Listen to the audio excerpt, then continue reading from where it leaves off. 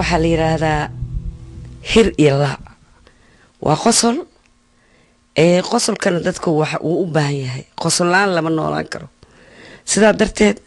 dadweynaha dhageysan doona waxaan jeclahay inay u qaataan sida ay tahay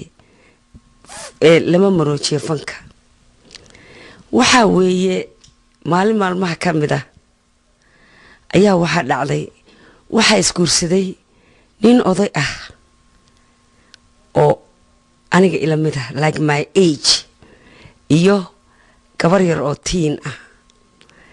markay isguursadeen ayaa waxa dhacday gabadhii iyo odagii waxay dhaheen aniga adigu marka dadka joogo wax afgarada noo samee oon isku garanno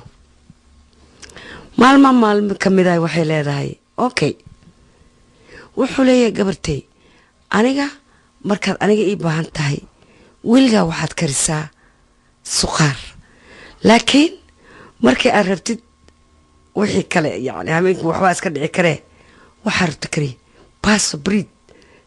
hilib waxaa rabta kari laakiin habeenkaad ii baahan tahay just cook suqaar sidaa daraadeed maalmaha ka mid ah ayaa odagu wuxuu aaday shaqadii markuu aaday ayay afgarashaa jirtay iridu soo garaacay jug hello honey how are you dadku hadda waa cusub yahay oo hadda afafka kala lagu hadlaa markaasuu yiri ilaa waa oday duqoobay asaguna gabadhu isku yareynaya buu yiri honey what is cooking today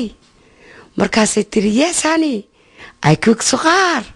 maanta waxaan kariyay suqaar sidaa daraadeed habeenkaa odagu waa aruuray laakiin odag weeyeelna waa ahaa maalintu dambe yiri okay cook as you like baby shaqaan aadaya aniga shaqadu aaday shaqadii markuu ka soo noqdo sidiisii soo garaacay jug hello baby what is cooking tonight markaasay tiri waxaa karsan suqaar habeenkaasna odagu neeflow buu ahaa wuu aruuray laakiin waajibaadkiisa waa gutay laakiin neef baa ku dhacday waxaa loo yeeray baabuurta degdega laakiin ilaahay waa caymiye sidaasuu habeenkaa odagu uu ku socday habeenkii saddexaad ayuu yiri kuwa cilmayso xalaytaa lagu saaray ambulance bal maanta iridu wadan soo garaacay jug hello baby what is cooking tonight markaasay tiri siday ahaan jirtay waa suqaar halkaa ma soo dhaafin markaasuu yiri suqaarkaaba sulankaa la cadaab saddexdiina waa iga qabtaa intaasna kuu soo dhaafmayo sidaa daraadeed suqaarka iska ilaasha